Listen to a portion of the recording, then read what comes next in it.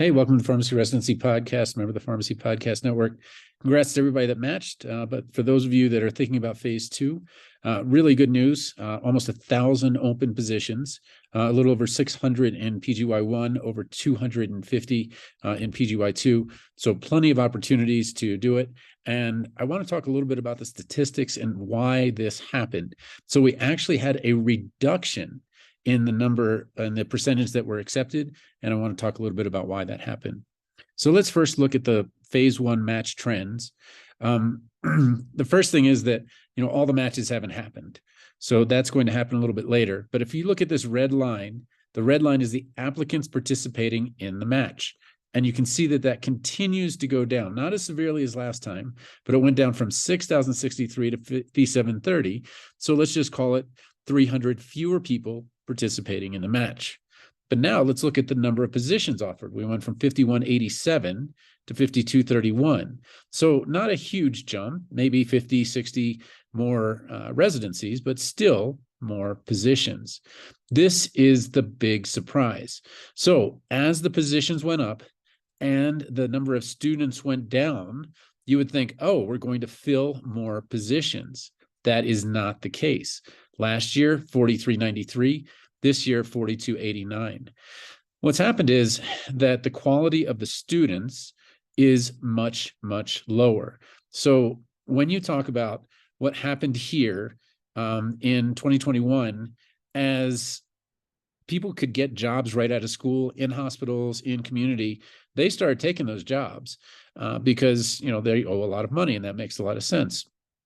So although we had fewer unmatched applicants last year, 1,670, this year, 1,441, that means that there are actually fewer applicants applying for fewer positions. So if it wasn't PGY2, PGY1 combined together, you can see that 942 and 1,441 are only 500 apart. That means that there are almost enough positions for everyone that didn't match. Now, that's not exactly true because PGY2 specialties and things like that. PGY1, we're only talking about a little over 600 positions, but this is an increase of 200 over last year. The number one tip I want to tell you is that you do not have to wait till you apply to contact them. What a lot of people do that's really effective is to contact 30, 40 sites that they're thinking about. Those sites that express an interest, that immediately cuts your list in half and makes it so much easier to figure out what are the 10, 15, 20 places that you're going to apply to. Everything happens so fast. So you want to get in touch with everybody with the recommendations and things like that. But honestly, there's nothing that says, they can't say, hey, we'd like to interview you. And these interviews are happening right now, or people are finding out that they're getting interviews right now. And you're like, well, wait a minute, don't we have to go through the whole process again? No, you go through the whole process to get the actual match.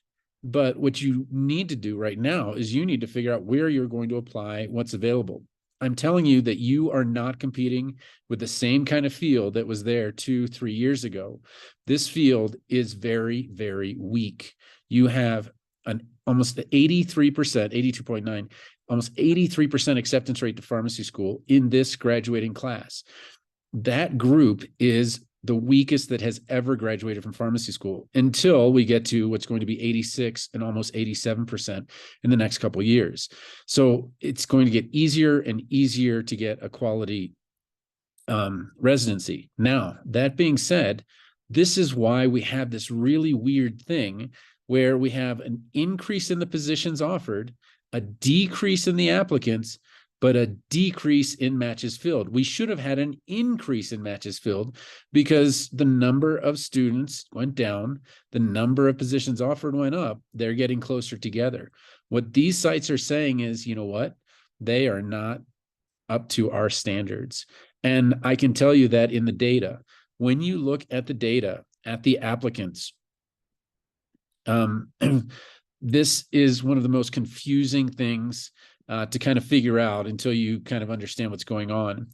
When you talk about how students match, did they match to their first, their second, their third choice? Okay, that's one thing. And when you talk about that, it is overwhelming that a student will match to their first choice. Of the 3,500 that matched, 2,200 matched their first choice. Okay. You're talking about over 3,000 matched to their first three choices. Okay. So a tremendous number get to match in one of their highest numbers. Not so with the residencies. With the residencies, the average match was a 3.1. What does that mean? Okay. It is a ratio of the least preferred match rank to the number of positions filled. That means that a position that had four available, okay, four positions available that went to 3.1, that means that they went to their 12th or 13th, okay, 3 times 4. If the position you applied to only had 2, they went down to their 6th on average. If they had 8 positions, they went all the way down to their 24th or 25th choice. So it is completely different. Now, there are 672, almost 700 positions unfilled for PGY1.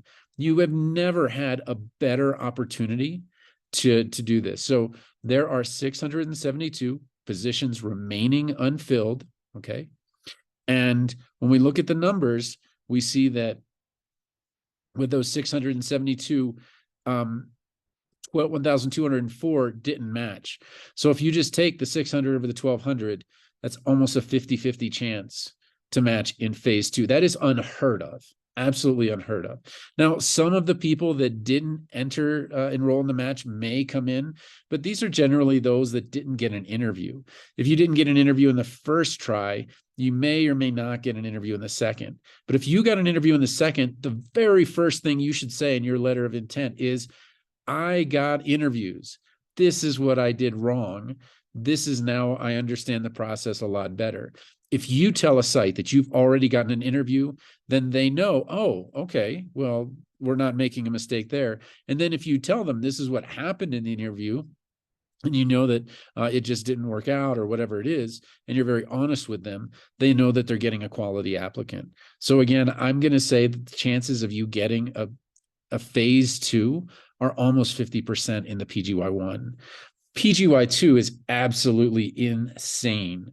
Okay. There are 237 applicants that did not match. Okay. So there are 237 that did not match that were participating. When we look at the numbers, there are 270 positions unfilled. That means there are more positions, as it was last year, than there were that wanted a PGY2. So if the specialty didn't matter, every single PGY2 applicant theoretically has a place that they could go into a PGY2. Okay. 1/2 of all PGY applicants have a place for themselves to go into PGY1. Okay.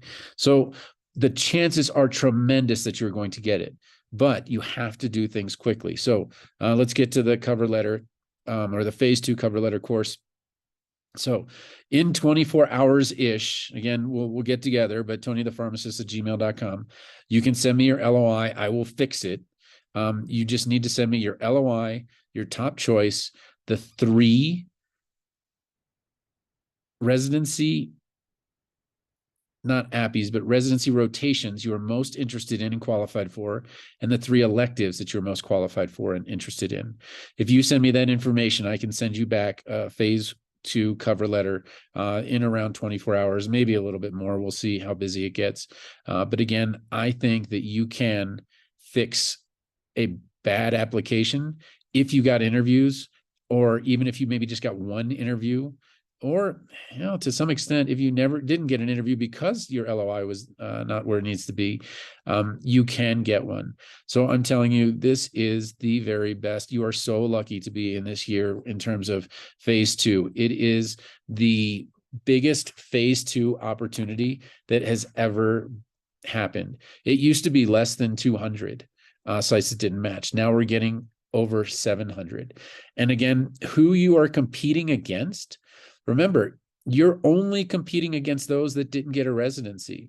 All of those, top students or whatever that, were presidents of this and presidents of that, they're already in residency. Okay. So if you're like, look, I was treasurer, man. Hey, that looks good. All right, let's bring you in. Okay, I've got hospital work experience. That sounds good too. So I want to give you a lot of encouragement here. You can do this. Okay, if you can articulate one, why you feel that you didn't match, and that it was probably something that you did. It was the first time you've done this. Second, I think that you've got this phenomenal opportunity to do it. So you got questions, TonyThePharmacist@gmail.com. Otherwise, sign up at residency.teachable.com/P/phase2, or just go to residency.teachable.com and go to the phase 2 cover letter course. So excited to work with you guys, because I'm telling you, there's going to be a lot of victories in phase 2 this year. It is awesome that this many students are going to be able to match to a residency.